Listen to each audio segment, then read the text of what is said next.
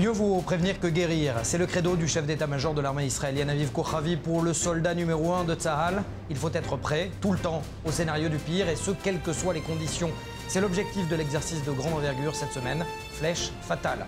Être plus puissant, plus décisif, car pendant que l'armée israélienne s'entraîne, le Hezbollah et l'Iran combattent dans toute la région du Proche et Moyen-Orient.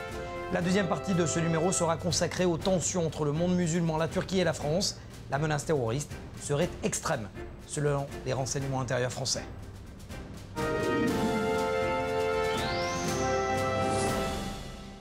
Mais on commence avec le Liban et Israël qui ont engagé le 14 octobre dernier des pourparlers pour délimiter leurs frontières maritimes sous l'égide de l'ONU. Et Océane Nicole, bonjour. Le deuxième round de ces négociations a débuté justement ce mercredi.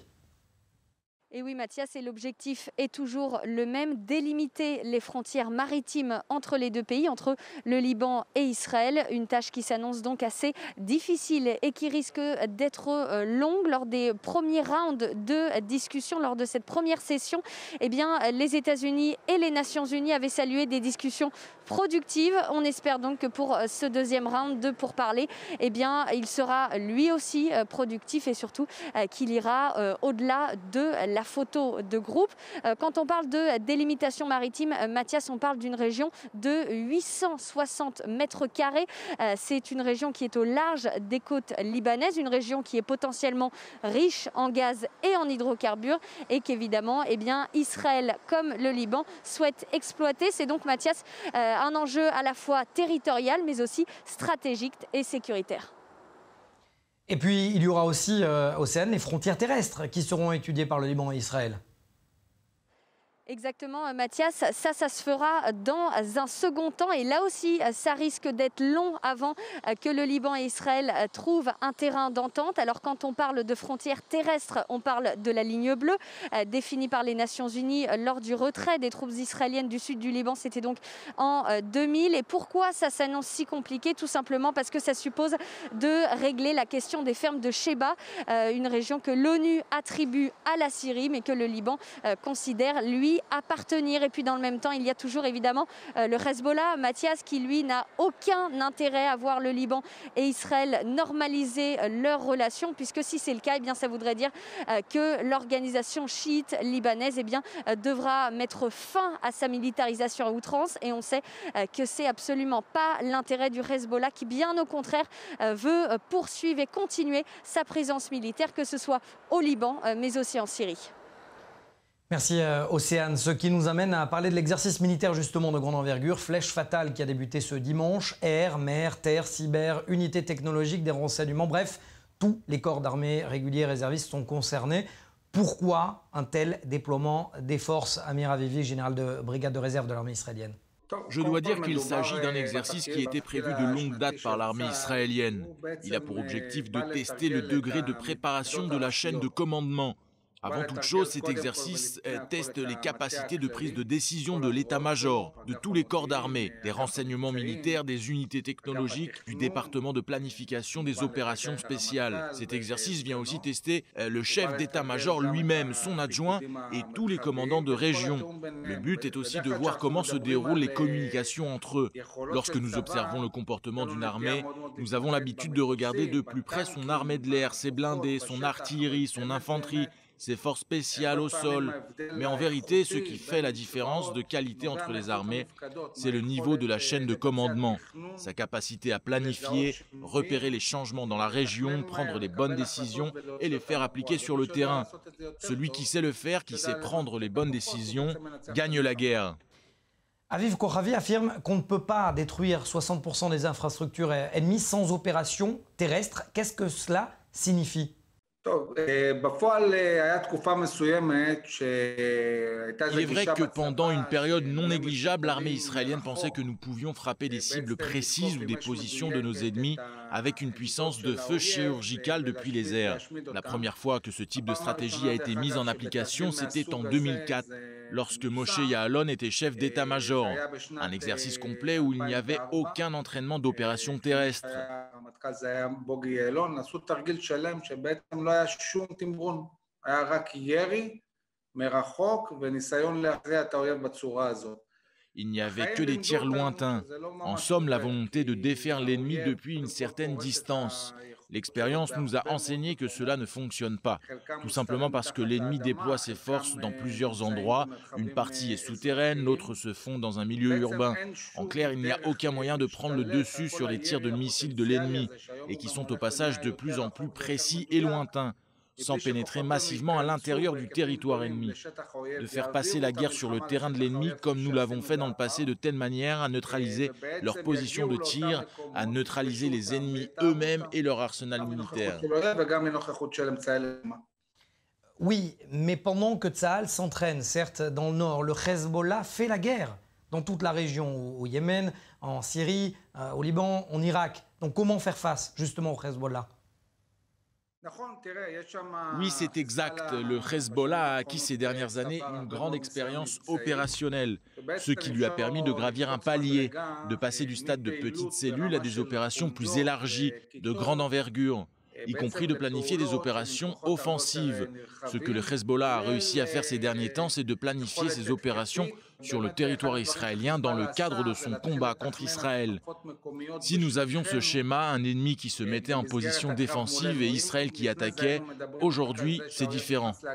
L'ennemi, en l'occurrence le Hezbollah, dispose de capacités offensives, ce qui nous oblige d'un côté à être capables de manière drastique de défendre notre frontière avec des moyens humains et technologiques importants, et de l'autre, planifier une série d'opérations en terrain ennemi et être efficace pour défaire l'ennemi le plus rapidement possible.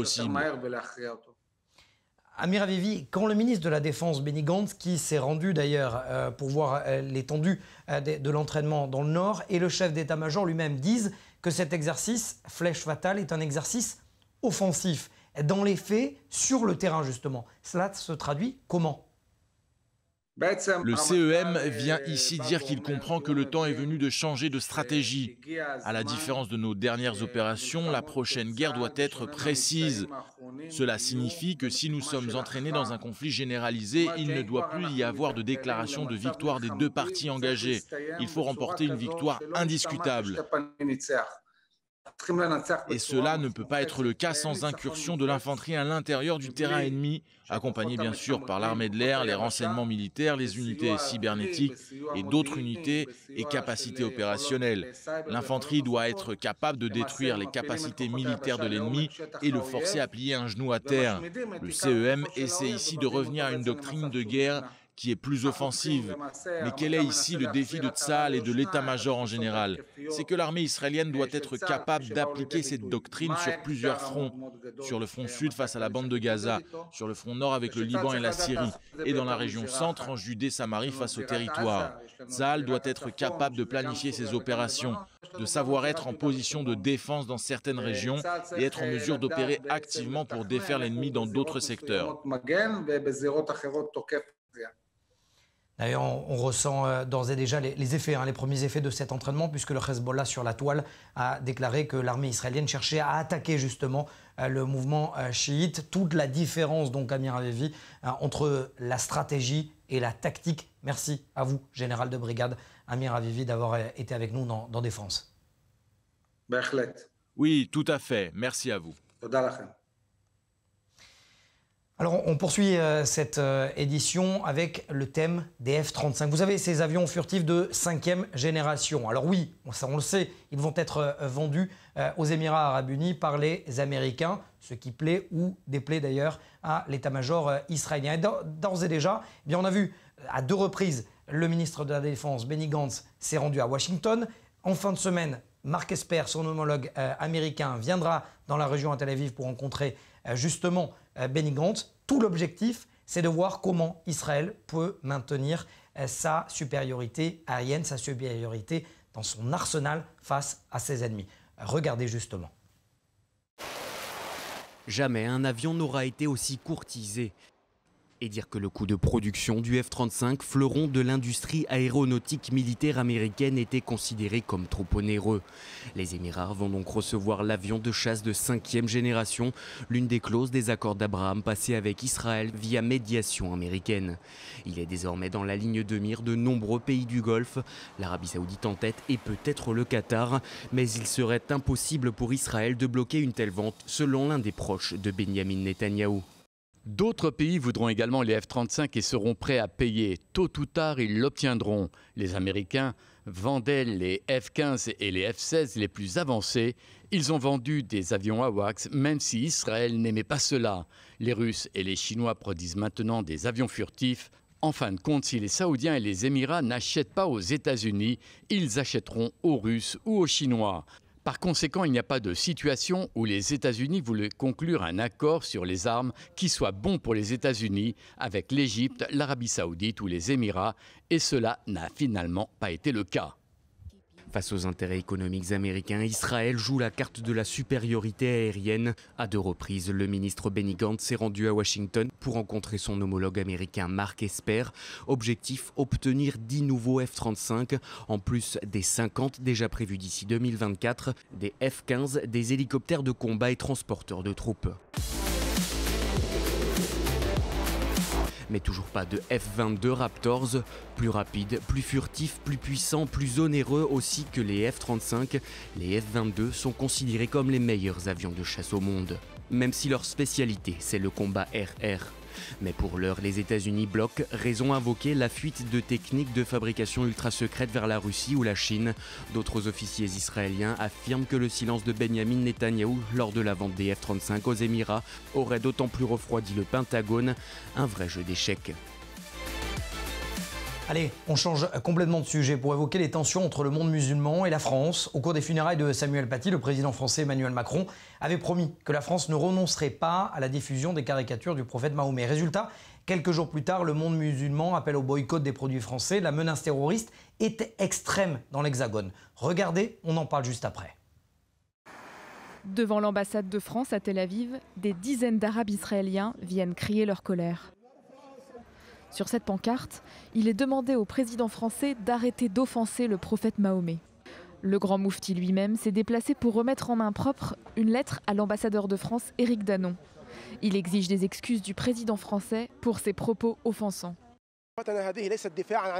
Nous sommes venus dire au président français que sa déclaration est inacceptable. Il a une responsabilité et ne mérite pas d'être appelé président.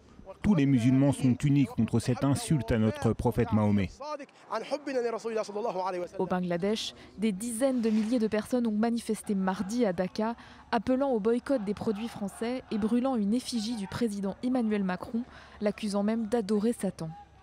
Des centaines de policiers ont fait barrage avec des fils de fer barbelés pour bloquer les manifestants à environ 5 km de l'ambassade. Comme toute la communauté musulmane à travers le monde qui s'est unie contre les remarques de l'État français, les autorités du Bangladesh doivent faire de même en boycottant les produits français. Même réaction à Gaza, où des militants du mouvement terroriste Hamas ont également brûlé des portraits du président français. Pour le moment, cependant, l'appel au boycott des produits français semble n'avoir que peu d'effet, comme le souligne le ministre délégué au commerce extérieur, Franck Riester. Pour l'instant, ce boycott est très circonscrit, limité à un certain nombre de produits alimentaires, mais vraiment de façon très limitée. Et c'est tant mieux. Un appel qui fait suite aux propos du président français tenu la semaine dernière. Emmanuel Macron promettait lors de l'hommage national à Samuel Paty que la France ne renoncerait pas aux caricatures. Ce professeur d'histoire-géographie a été assassiné dans un attentat le 16 octobre dernier pour avoir montré à ses élèves des caricatures du prophète Mahomet lors d'un cours sur la liberté d'expression. Général Dominique Trinquant, bonjour, merci d'être avec nous sur Défense. Avant de revenir sur les tensions entre la Turquie et la France, le directeur de la DGSI a évoqué une menace à un niveau extrême auprès des préfets réunis en visioconférence lundi matin, en présence d'ailleurs du ministre de l'Intérieur Gérald Darmanin. Est-ce que pour vous, la situation justement est extrême ? Oui, elle est extrême parce que ça montre assez clairement l'influence des réseaux sociaux et des mouvements qui ne sont pas pilotés. Je rappelle que les mouvements dont vous venez d'évoquer, dans votre reportage, sont des mouvements spontanés qui ne sont pas des mouvements d'État, mais des mouvements qui sont suscités par des réseaux sociaux, par des représentants de droite et de gauche, contre la position qu'a pris la France, qui est de pouvoir, en France, on peut caricaturer, que ce soit la religion musulmane ou la religion chrétienne. Moi-même, je suis chrétien, je serais choqué, mais je n'empêcherai pas de le faire. Donc je pense que les mouvements sociaux, c'est quelque chose d'extrêmement puissant et que ceci alimente un mouvement en sous-main qui peut être dangereux, effectivement, déboucher sur des attentats. Et pour vous, au regard des menaces proférées par une agence proche d'Al-Qaïda, d'ailleurs, elle dit que ce n'est pas la France qui est seulement visée, ce sont tous les intérêts dans le monde. Que faut-il faire concrètement sur le terrain en termes de sécurité ?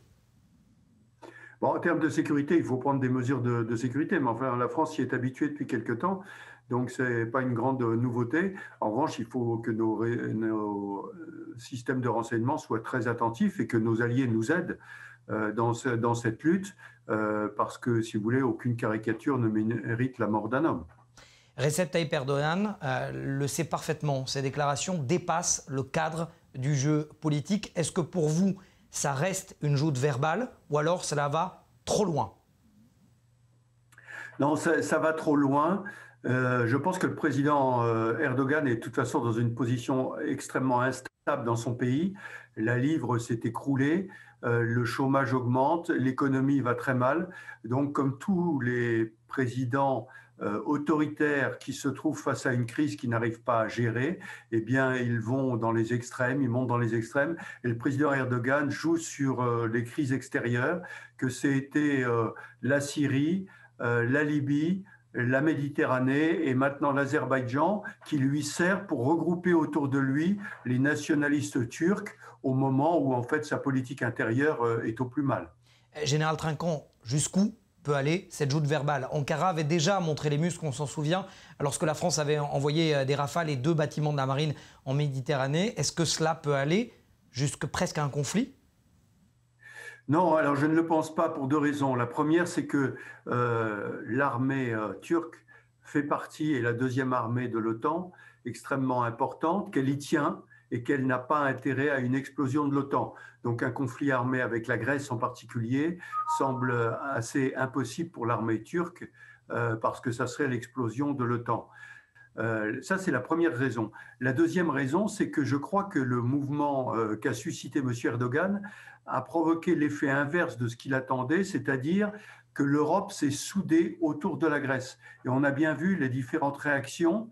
C'était du côté de Mme Merkel, présidente de l'Union européenne en exercice, ou du président Macron avec la solidarité qu'il a montrée avec en particulier la marine grecque. On a bien vu une solidarité européenne qui s'est installée et la Turquie a du mal à pouvoir lutter contre cette solidarité européenne parce qu'elle dépend essentiellement de l'économie européenne. Tout ceci arrive au passage au moment d'une grande absence américaine parce que les Américains sont intéressés plus par leurs élections internes et donc sont un petit peu absents de cette zone de conflit. Ou alors un peu plus aussi du côté de l'Iran plus que de la Turquie. Et ce qui est intéressant de voir, c'est que Général Trinquant, à partir du moment où la Turquie est isolée, c'est-à-dire que du côté, on a une Europe qui s'est soudée autour de la Grèce, de l'autre, il y a un jeu d'alliance entre Israël, la Grèce et Chypre. Est-ce que face à cet isolement, la Turquie peut faire une bêtise, selon vous? Alors, le président Erdogan n'est pas à l'abri de faire des bêtises. Hein. Je pense que c'est quelqu'un, c'est un fin tacticien. Je ne suis pas sûr qu'il ait une vision stratégique complète. Ce qui lui importe, bien sûr, c'est de gagner les élections dans 1 an et demi dans son pays, ce qui semble assez mal parti. Et donc, il n'est pas impossible que quelque chose lui échappe. Dans les différentes zones de conflit, puisqu'il y a aujourd'hui 4 zones de conflit dans lesquelles la Turquie est impliquée, il n'est pas impossible que quelque chose lui échappe. Alors, l'OTAN a pris des mesures techniques de façon à ce qu'en Méditerranée, au moins, il n'y ait pas de confrontation militaire. Maintenant, en Azerbaïdjan, en Libye, on n'en est pas sûr. Donc, je crois que la montée aux extrêmes génère toujours la capacité d'un dérapage. Et c'est ce auquel il faut faire extrêmement attention. Général Trinquant, ça sera ma dernière question. Est-ce qu'aujourd'hui, il faut pousser la Turquie dans ses derniers retranchements, quitte à ce que la Turquie aille définitivement du côté de l'Iran et de la Russie? Alors, le premier point, c'est que je prends toujours beaucoup de précautions en parlant de la Turquie. Je parle du gouvernement de M. Erdogan.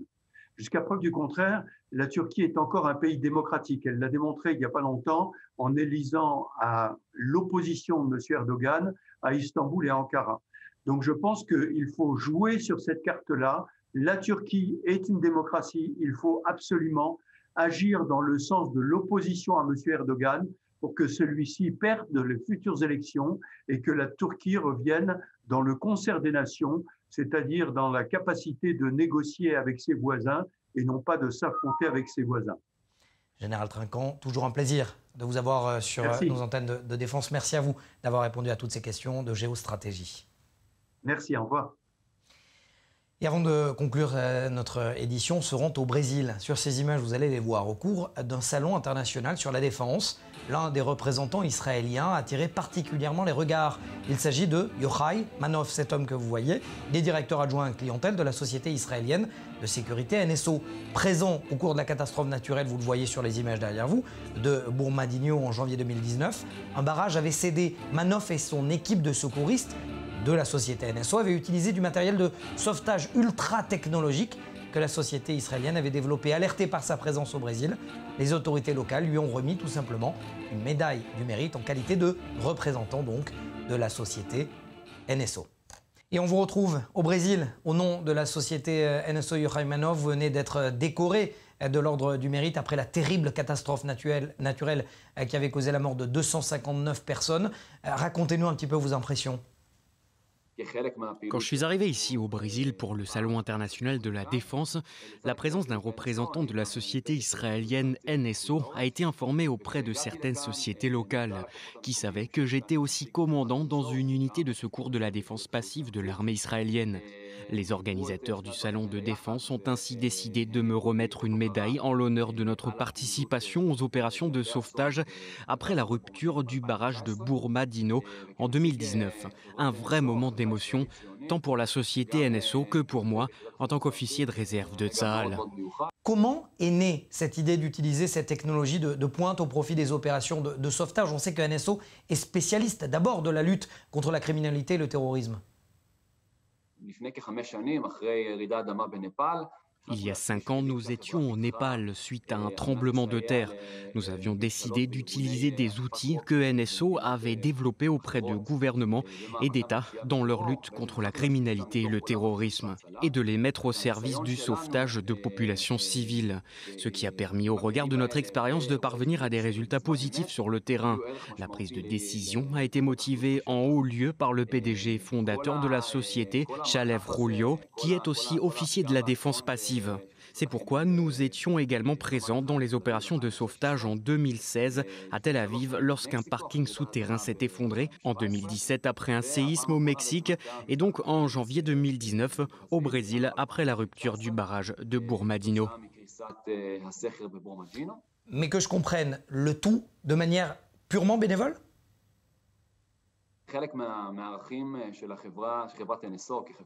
Tout à fait.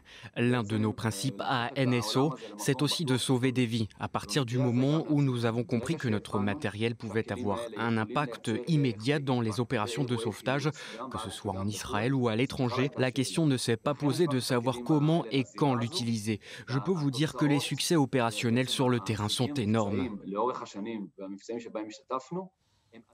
Je ne vous ai même pas posé la question d'ailleurs. Comment ça fonctionne? Comment ça marche? Il y a 2 produits. Le premier retrace la géolocalisation des téléphones. Il sait nous donner une première estimation de l'espace topographique où nous allons devoir opérer et retrouver des personnes considérées comme disparues et qui se trouvaient ou non sur place au moment de l'incident. Et le deuxième produit consiste à retrouver le téléphone lui-même. Avec un degré de précision d'1 mètre. Il sait repérer le moindre signal d'une personne qui se trouve sous les décombres et en fonction de la puissance du signal, sait nous guider jusqu'à la personne concernée, en espérant bien évidemment que le téléphone se trouve avec la personne que nous recherchons. Il faut savoir que le plus dur dans ce genre d'opération, c'est la collecte d'informations sur place. Elle peut être juste, à moitié juste, parfois erronée ou tronquée. Or, il faut disposer rapidement de renseignements exacts. Lorsque vous pouvez faire un premier repérage grâce au retraçage traçage des téléphones développés par NSO, vous savez exactement quand et comment débuter les opérations. D'autant que nous sommes engagés dans une course contre la montre. Mais que je comprenne un petit peu mieux, si le réseau cellulaire est à l'arrêt ou ne fonctionne pas, est-ce que vous avez quand même la possibilité de retrouver des disparus ? Le système est indépendant. Je peux vous certifier qu'il a déjà été efficace et sait être opérationnel dans les catastrophes où le réseau cellulaire était partiel, voire inexistant. Donc en clair, vous vous tenez prêt tout le temps et vous attendez qu'on vous appelle ?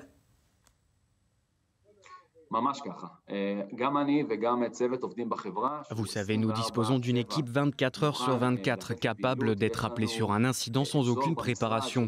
Nous avons une salle dans nos bureaux qui est entièrement dédiée à entreposer notre matériel de sauvetage et de secours, comme n'importe quelle organisation d'opération de sauvetage dans le monde. Sauf que nous sommes avant tout une société privée et je pense que c'est important de le souligner.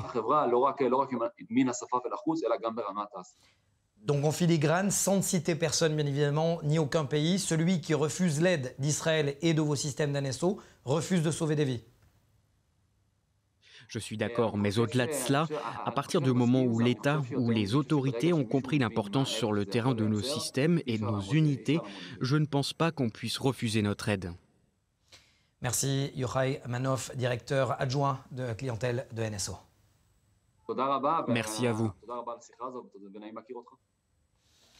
Voilà, c'est la fin de cette édition. La semaine prochaine, nous nous retrouverons avec une spéciale élection américaine, conséquence de ces élections sur le Proche et Moyen-Orient au niveau de la sécurité et du domaine de la stratégie. Cette édition est terminée. Merci en régie au réalisateur Amit et à mon équipe. Je vous retrouve donc la semaine prochaine pour un nouveau numéro de Défense.